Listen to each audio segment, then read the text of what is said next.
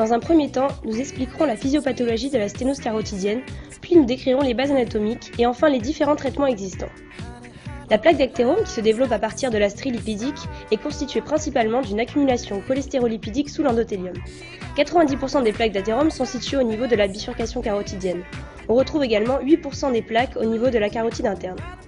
L'aspect de la plaque d'athérome est important pour caractériser le degré de la sténose, et ainsi les potentielles complications et les conséquences thérapeutiques. Comme décrit dans le tableau, on parle de sténose peu serrée, moyennement serrée ou très serrée.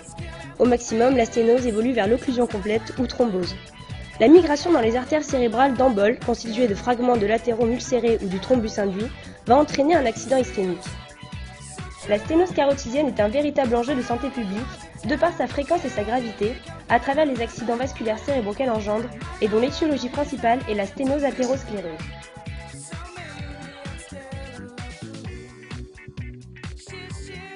L'étude des bases anatomiques de la région carotidienne et des différentes caractéristiques des sténoses vont ainsi nous permettre d'envisager leur traitement.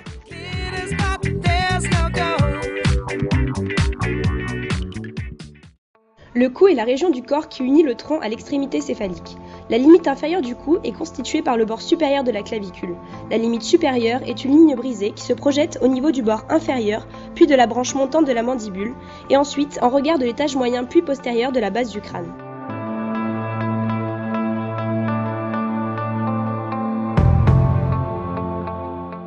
En anatomie de surface, le cou est divisible en plusieurs régions. La région sternocléidomastoïdienne ou région jugulo-carotidienne, constituée par la saillie du muscle homonyme, en regard de laquelle se trouve le pédicule jugulo-carotidien, la région du creux supraclaviculaire, la région trapézienne, la région infrayoïdienne médiane, la région suprayoïdienne latérale, la région parotidienne. La région jugulo-carotidienne est divisée en 3 plans de profondeur. Le plan de la lame superficielle du fascia cervical, le plan véno-lymphatique et de la lame prétrachéale du fascia cervical, et enfin le plan artério-veineux.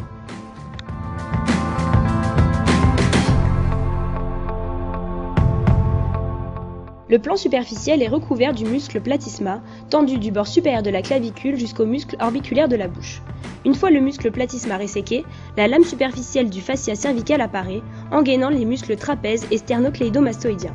Dans ce plan cheminent des nerfs et des veines superficielles qui sont la veine jugulaire externe, le nerf petit occipital, le nerf grand auriculaire, le nerf transverse du cou, le nerf supraclaviculaire.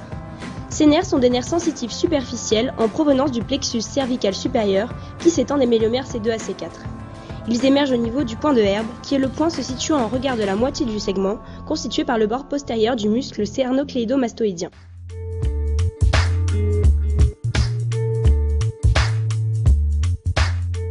La section des chefs sternaux du muscle sternocléidomastoïdien permet d'accéder au plan de la lame prétrachéale du fascia cervical. Celle-ci est sous-tendue par le muscle homoyoïdien qu'elle engaine, tendu du bord supérieur de la scapula au bord inférieur de l'os hyoïde.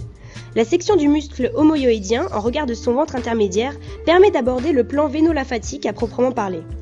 Veine jugulaire interne, artère carotide commune et nerf vague sont tous trois contenus dans la gaine jugulo-carotidienne. La veine jugulaire interne sort de la base du crâne au niveau du foramen jugulaire et suit le bord antérieur du muscle sternocléidomastoïdien, décrivant un trajet vers le bas et l'avant pour s'anastomoser avec la veine sous-clavière. Elle reçoit une grosse collatérale, le tronc veineux thyro-lingo-facial de Farabeuf, en général en regard de la grande corne de l'os hyoïde.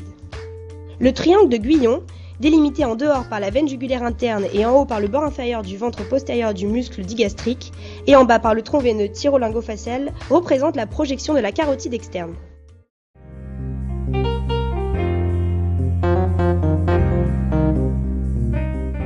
Après ouverture de la gaine jugulo-carotidienne et résection de la veine jugulaire interne, on peut aborder l'artère carotide commune et sa division.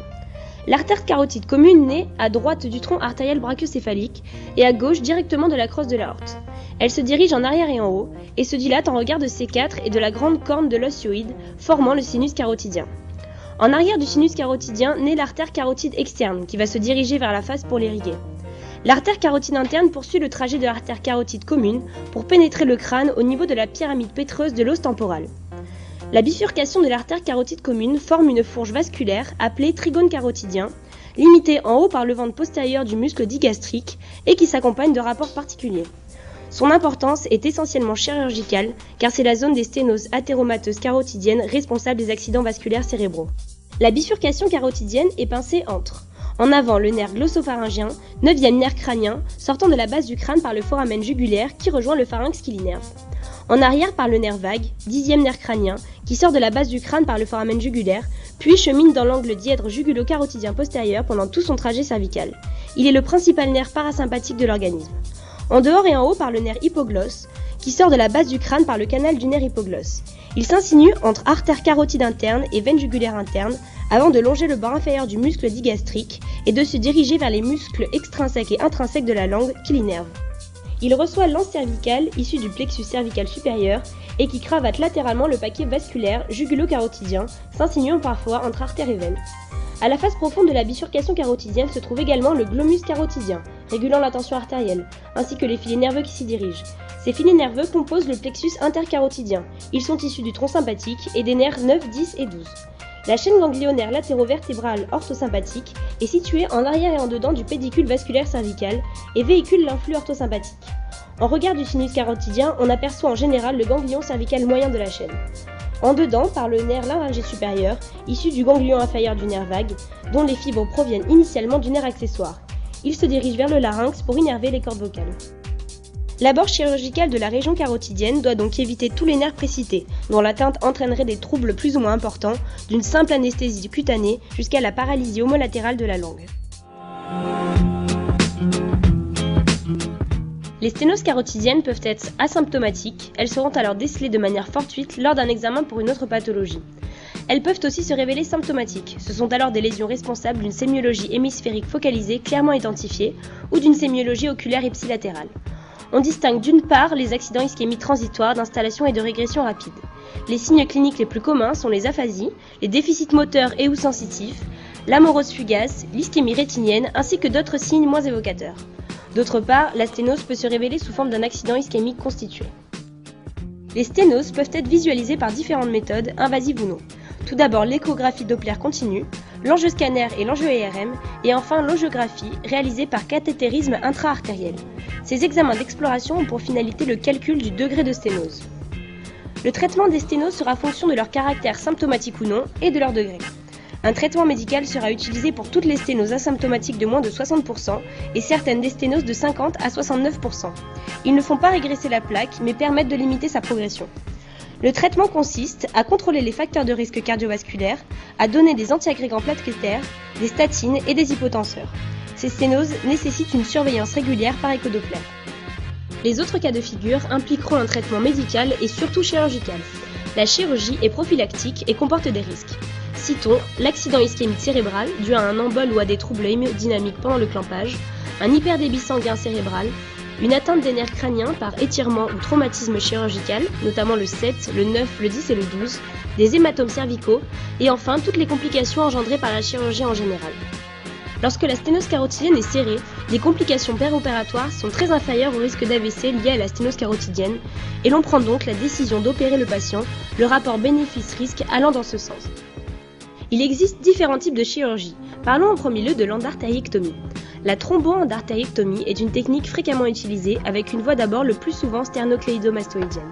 L'incision première suit le bord antérieur du muscle sternocléidomastoïdien, soit pratiquement une ligne virtuelle joignant l'articulation sternoclaviculaire homolatérale à la pointe de l'apophyse mastoïde, et doit aller jusqu'aux fibres du muscle sternocléidomastoïdien. Une règle essentielle de cet abord est de procéder de manière systématique, plan par plan. Il faut ensuite exposer la veine jugulaire interne, suivre son bord antéro-externe jusqu'au confluent du tronc veineux thyro-lymphofacial de Farabeuf. Ce dernier doit être disséqué puis sectionné entre deux ligatures. On découvre ensuite le corps musculaire du ventre postérieur du muscle digastrique, recouvrant successivement une lame graisseuse, puis l'axe vasculaire jugulo-carotidien. On doit repérer la branche horizontale du nerf hypoglosse et le tronc du nerf pneumogastrique dans l'angle desquels l'artère carotide interne est identifiée. Le 12 doit être vu impérativement. L'exposition de la face antérieure de l'axe artériel est faite de haut en bas jusqu'à ce qu'on aperçoive le tendon du muscle homoyoïdien sans mobiliser la bifurcation et sans libérer la face postérieure. L'artère carotide externe doit être disséquée sur ses premiers centimètres jusqu'au-delà de l'artère thyroïdienne supérieure. Il faut prendre garde à ne pas blesser le nerf laryngé supérieur qui croise par l'arrière la bifurcation carotidienne.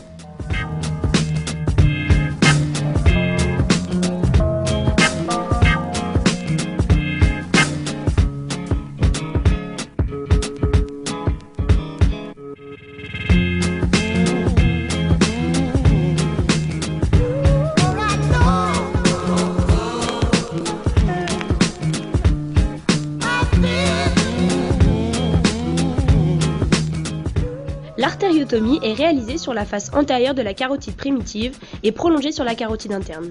L'endartériectomie est menée dans un plan de clivage qui se situe sur la partie externe de la média. Il s'agit d'enlever tous les débris ainsi que les segments d'intima décollés afin d'éviter les complications. L'artériotomie est ensuite fermée soit directement, soit avec l'interposition d'un patch prothétique. Non décrite ici, il existe également l'endartériectomie par éversion de type Van Mael et l'éversion de type Chevalier. On peut aussi réaliser un pontage, le plus souvent sur les carotides internes de petit calibre présentant une lésion étendue. Enfin, l'angioplastie carotidienne endoluminale consiste à impacter la plaque d'athérome dans la paroi artérielle par la mise en place d'un stent.